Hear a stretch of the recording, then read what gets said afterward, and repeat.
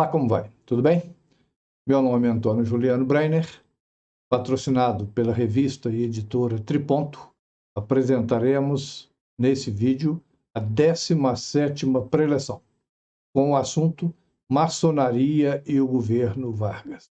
O início da Era Vargas se deu em 24 de outubro de 1930 com um golpe militar. Assume então o poder Getúlio Vargas, gaúcho, que acaba sinalizando favoravelmente ao discurso antimaçônico dos integralistas de 1932, capitaneado por Plínio Salgado. Trata-se da crença na teoria da conspiração judaico-maçônica socialista, promovida principalmente pela Igreja Católica, dentre outras instituições. Esse texto, claro, lá na revista Biblioteca, publicada por nosso querido amigo Lardo, onde o Ken Ismail apresentou o seu artigo Quando o GOB era socialista e a guinada maçônica brasileira ao conservadorismo. Podemos notar que o integralismo, baseado no fascismo italiano e no nazismo alemão, na vigência da Segunda Guerra Mundial, no Brasil, aflorou o espírito integralista. Durante o Estado Novo, de 1937 a 1945, um descenso na visibilidade da maçonaria, sua estabilização e valorização das atividades ritualísticas e filantrópicas. Essa fase começa com a proibição do funcionamento da maçonaria brasileira pelo ditador Getúlio Vargas, com base no artigo 168 da Constituição dos Estados Unidos do Brasil, 10 de novembro de 1937, que atingiria também os centros espíritas e outras entidades. As entidades consideradas secretas, as entidades que tinham as suas propostas, a sua doutrina, a sua filosofia diferente do governo Getúlio Vargas, e nós observamos que toda essa engrenagem contrária à maçonaria vai fazer com que, no dia 23 de 10 de 1937, o governo federal proíbe atividades maçônicas. No livro do Ken Ismail, Maçonaria Brasileira, a História Ocultada, na sua página 95, ele diz o seguinte: por sugestão do general Newton Cavalcante, um integralista, a Comissão Executiva do Estado de Guerra publicou resolução proibindo a atividade maçônica no Brasil, por suspeita de contar com comunistas infiltrados em suas lojas e de servir ao propósito sionista de dominação.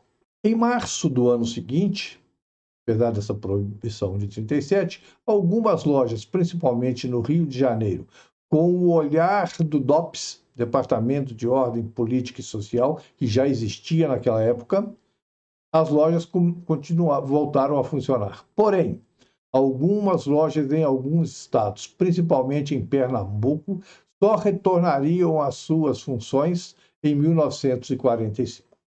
Todo esse imbróglio, levando a maçonaria a diminuir a sua presença, fez com que isso causasse sérios danos ao crescimento da maçonaria.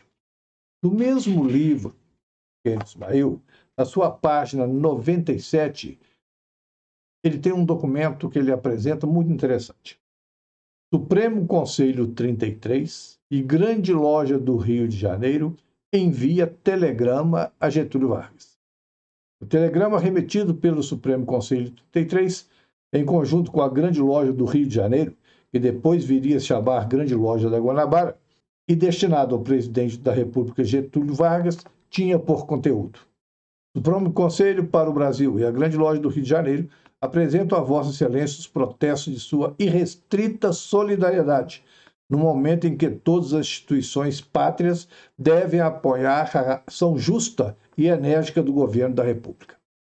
Sem caráter político ou religioso de qualquer espécie, estes altos corpos maçônicos trabalham em acordo com suas obrigações em prol da pátria e da humanidade e se enfileiram, na medida de suas forças, ao lado do governo legal, como sempre o fizeram para auxiliá-lo no que este achar conveniente e útil.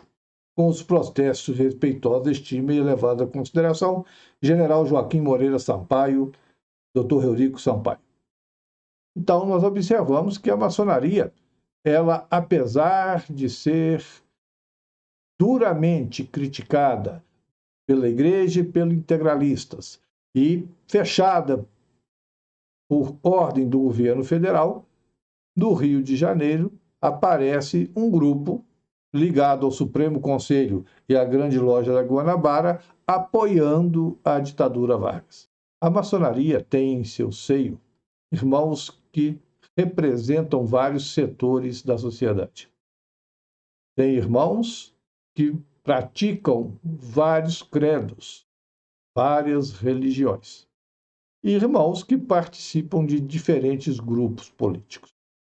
Dentro da maçonaria, hoje é proibido a discussão de sectarismo político e religioso. Por isso que nós conseguimos manter uma harmonia dentro das lojas, mesmo com ideias diferentes. Porém, a tolerância que nós exercemos é entender a opinião do outro, mesmo que seja contrária à nossa, e respeitá-la, mesmo que ela não condiz com a nossa ideia.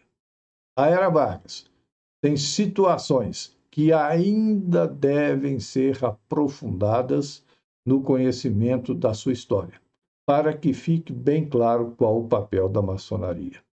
Inclusive, eu sempre estou sugerindo que a história seja recontada, que seja reescrita, que seja reanalisada, porque existem muitos equívocos, porque muitos historiadores escreveram a história do Brasil e, principalmente, a história da maçonaria com um olhar ideológico, com um sectarismo ideológico. E isso prejudica a verdade. Estamos encerrando a nossa 17ª preleção. Meus sinceros agradecimentos a vocês que inscreveram no canal. Você que não é inscrito, inscreva-se, apoie o nosso trabalho, divulgue o nosso trabalho para outras pessoas, divulgue nos grupos que você participa, compartilhe o vídeo, então, com os seus contatos. Muito obrigado. Um forte abraço e aguarde.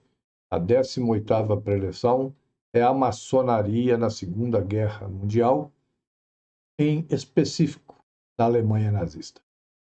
Muito obrigado e até a próxima.